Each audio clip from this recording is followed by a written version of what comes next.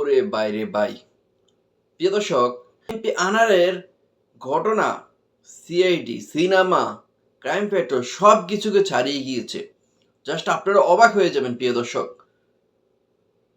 একজন নারীকে, ওই একটু কথা আছে না, পুরুষ নারী বাড়ি গাড়ি, এসবের প্রতি লোভ।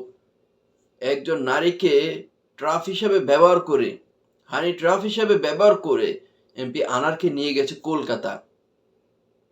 কেমনভাবে তারা এইসব পূর্ব পরিকল্পনা 2 মাস 3 মাস আগে থেকে করেছিলেন আখতারুজ্জামান শাহীন। সেজন্য কসাই জিয়াদকে নিয়ে গেছেন ভারতে 2 মাস আগে, তাও আবার অবৈধভাবে। 2 মাস আগে থেকে জিয়াদ যে চয়েস করবে সে ওইখানে 2 মাস আগে। এই আখতারুজ্জামান শাহীনের বান্ধবী সহ সেও সেখানে কলকাতা যান আগে থেকে।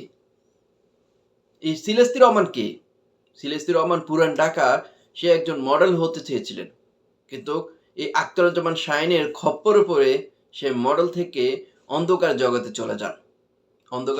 চলে যান। বিভিন্ন সময় সে পার্টিতে নাচ গান সে ফুর্তি করে, আখতারুজ্জামানে যেভাবে বলে সে ফুতুলের মতো সেভাবে নাচে। বিভিন্ন বিত্তশালীদের সাথে সিলেস্তি রহমানের যোগাযোগ, সে ওই ধরনের কাজ করে বেড়ায় আর কি।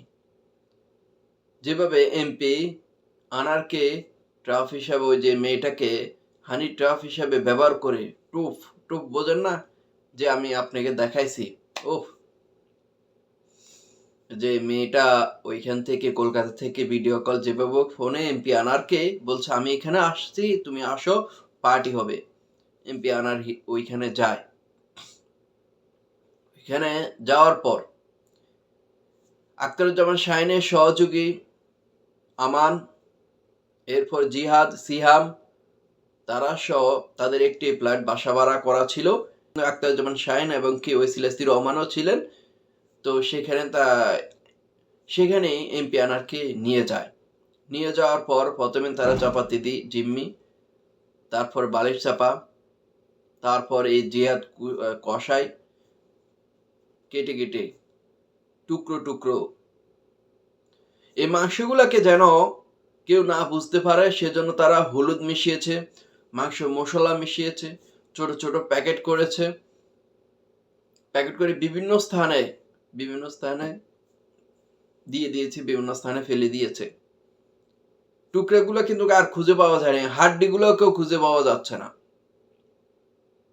এমন ভাবে তারা প্যাকেটিং এবং কি মাংসের মশলা, হলুদ সবকিছু মিশিয়ে দিয়েছে, বোঝা যাচ্ছে না যে একটি মানুষের, এটা হয়তো কোনো গরু, কোনো ছাগল, কোনো উট বা দুব্বা, এই ধরনের তারা কাজ করেছেন।